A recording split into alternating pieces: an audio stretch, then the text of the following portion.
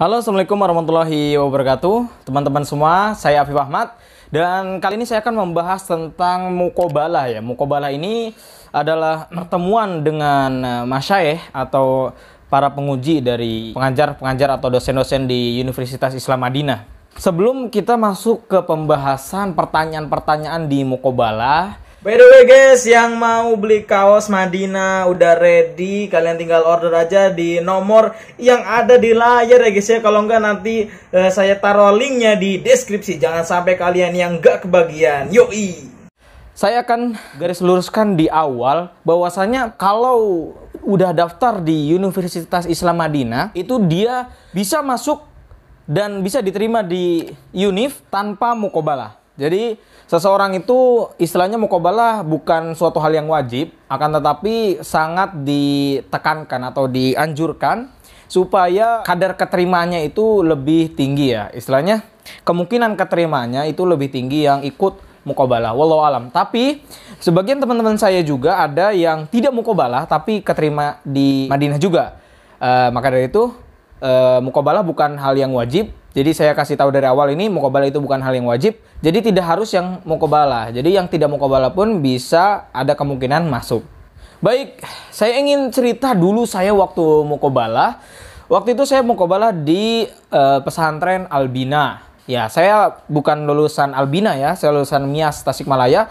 Waktu itu ada syekh dari UIM yang mengadakan suatu seminar khusus para mudir gitu kan. Kemudian syekh ini membolehkan anak didik dari para mudir tersebut untuk muqabalah di hari yang sama seperti itu ya guys ya. Waktu itu saya daftar online, kemudian muqabalahnya di Albina.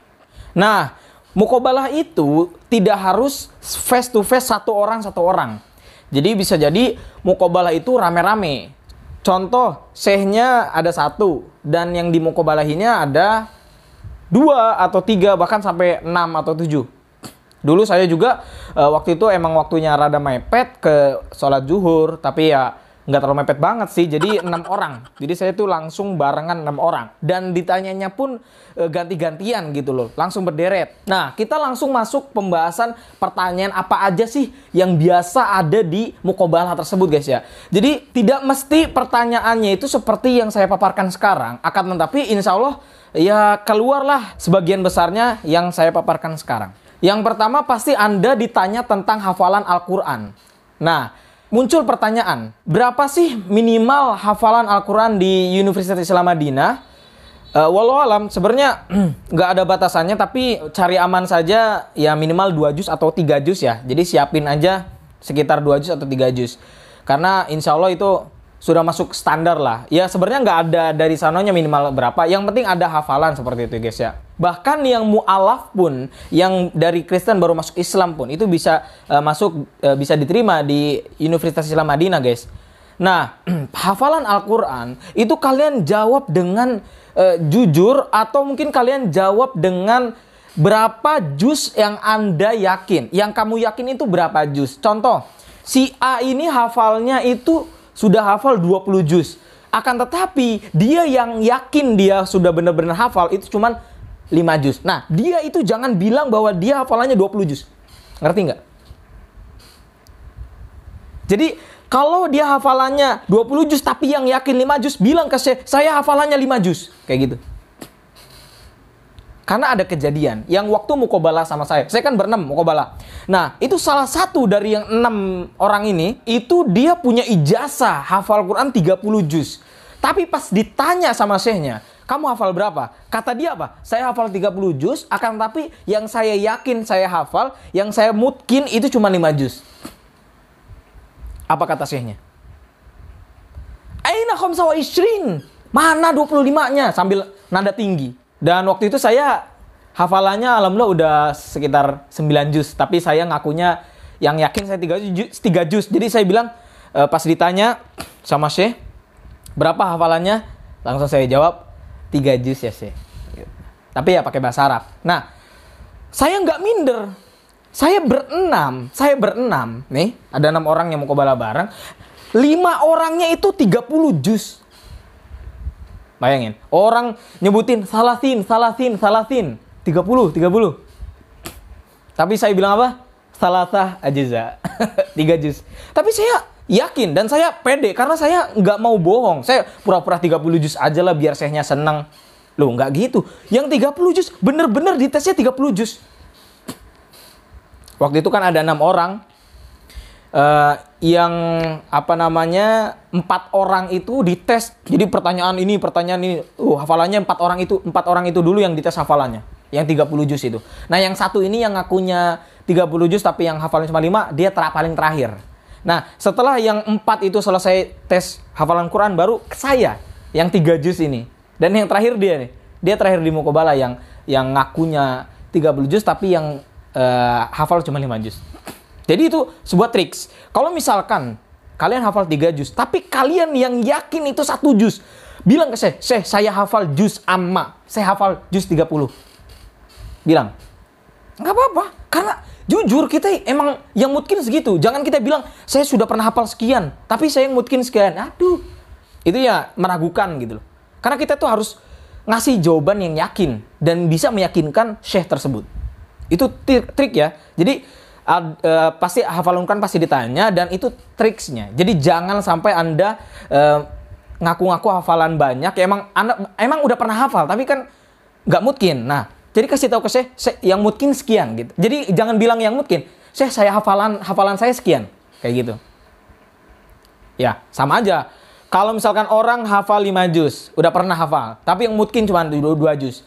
Dia jangan bilang, saya mungkin cuma 2 juz, enggak. Tapi bilangnya apa? Syekh, hafalan saya ini cuma 2 juz. Udah. Insya Allah dites. Dan gampang tesnya kok. Itu yang pertama. Yang kedua, masalah seputar pelajaran-pelajaran di pesantren. Seperti nahwu, sorof, akidah ditanya, fikih ditanya juga. Bahkan terkadang sebagian orang ditanya tentang tafsir surat Al-Bayyinah waktu itu. Tapi alhamdulillah saya nggak dapat pertanyaan tafsir itu. Tapi ya tafsirnya bukan tafsir secara terperinci atau apa. Jadi singkat. Nah, kalau nahwu itu biasanya apa aja ya? Hafalin saja kayak alamatul ism, alamatul fi'al, macam-macam huruf, ya kan? Mubtada khobar, inna wa akhwatuha, ana wa akhwatuha. Itu insya Allah salah satu dari situ muncul. Salah satu dari itu semua muncul. Tapi kalau sorof jarang ya. Kemarin saya nggak dapat pertanyaan sorof, tapi sebagian orang dapat. Kayak gitu. Intinya di dalam nahwu, kalau nahwu pasti keluar ya. Kalau sorof itu ada yang dapat, ada yang enggak. Kayak gitu ya. Kemudian setelah itu masalah akidah. Ya. Contoh rukun iman ada berapa? Ini kan masalah akidah. Ya enggak? Terus rukun Islam ada berapa? Nah, ini masalah akidah. Jadi seperti itu. Jadi masalah akidah harus dipahami benar-benar dan disiapkan dari sekarang bagi Anda yang ingin muqabalah. Terus masalah fikih, tapi fikih nggak terlalu pertanyaannya itu begitu signifikan ya. Jadi fikih itu pertanyaannya cuman ya singkat aja. Jadi sifat sholat atau enggak sifatul wudu, gimana wudu gitu kan. Nah, gimana sifat tayamum itu kayak gimana. Nah, jadi simpel-simpel. Pertanyaannya sangat-sangat mudah, pertanyaan anak pesantren gitu loh. Asal kita jawabnya tuh dengan tenang dan jangan panik gitu loh, bro. Dan satu nih, ini kalau kalian nggak tahu jawabannya, kalian jangan gugup. Kalau kalian nggak tahu jawabannya, bilang ke Syekh, ya Syekh, atau ya Syekhana, ana ma'arif ya Syekhada, ana lam adrus, ya kan? Wahai Syekh, saya nggak tahu ini, saya belum belajar. Makanya saya ingin belajar di Universitas Islam Madinah biar tahu ini ya Syekh. Nah itu. Itu caranya. Jadi kita ngobrol. Jadi muqabalah itu intinya bukan pertanyaan itu bisa dijawab, tapi gimana cara kita menjawab pertanyaan. Ya, ingat. Muqabalah itu bukan pertanyaan yang bisa kita jawab, tapi bagaimana kita bisa menjawab pertanyaannya. Kayak gitu loh. Jadi kita kalau nggak tahu jawabannya, bilang, Syekh saya nggak tahu. Makanya saya pengen belajar nih. Saya pengen masuk syariah, saya pengen masuk dakwah, saya pengen masuk hadis. Karena saya ingin belajar ini. Kayak gitu loh. Untuk perkuliahan kalian pilih ya masing-masing. Tapi ntar mungkin saya akan bikin video tentang penjurusan ya. Jadi jurusan yang pantas bagi Anda itu apa? Ya tergantung basic atau kemampuan Anda dan hati Anda condong kepada mana gitu loh. Kemudian ada satu pertanyaan yang kayaknya udah pasti muncul, udah wajib muncul, yaitu Asyrah al-Mubasyirin bil Jannah. Jadi 10 orang yang dijamin masuk surga itu hafalin.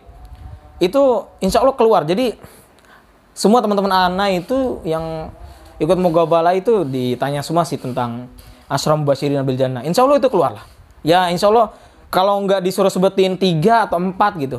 Atau mungkin bisa jadi disebutin semuanya. Jadi 10 itu hafalin aja semuanya. Abu Bakar, Umar, Utsman, dan lain-lain. Kayak gitu ya. Nah itu adalah singkatnya tentang Muqabalah dan pertanyaan-pertanyaan yang biasa diajukan di Muqabalah. Ingat, tidak semua yang saya paparkan ini bakal keluar, akan tapi insya Allah banyak yang keluar apa yang saya paparkan barusan ya. Insya Allah sangat membantu sekali dan sangat-sangat bermanfaat ya guys ya. Dan tidak lupa Anda sebelum Muqabalah hendaknya untuk berdoa kepada Allah supaya dimudahkan saat berhadapan dengan dosen yang ingin menguji Anda. Jadi berdoa dulu, ya Allah mudahkanlah.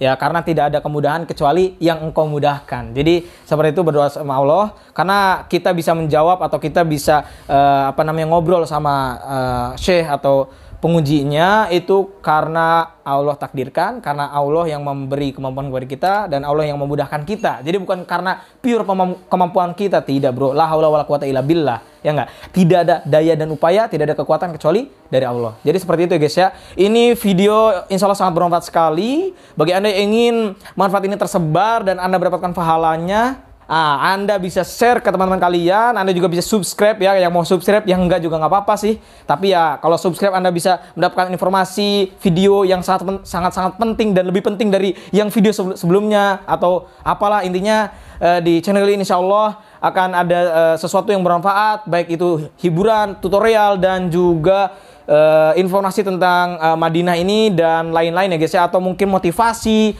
Jadi kita juga harus mendengarkan motivasi juga ya guys ya. Jadi jangan mengira diri kita itu sudah benar dan jangan mengira bahwasanya diri kita itu tidak butuh motivasi lagi. Jadi tonton juga video-video motivasi saya. Ya walaupun saya juga perlu dimotivasi. Jadi saya juga memotivasi diri saya sendiri dengan terus memberikan sesuatu yang baik dan yang terbaik untuk kalian semua ya guys ya.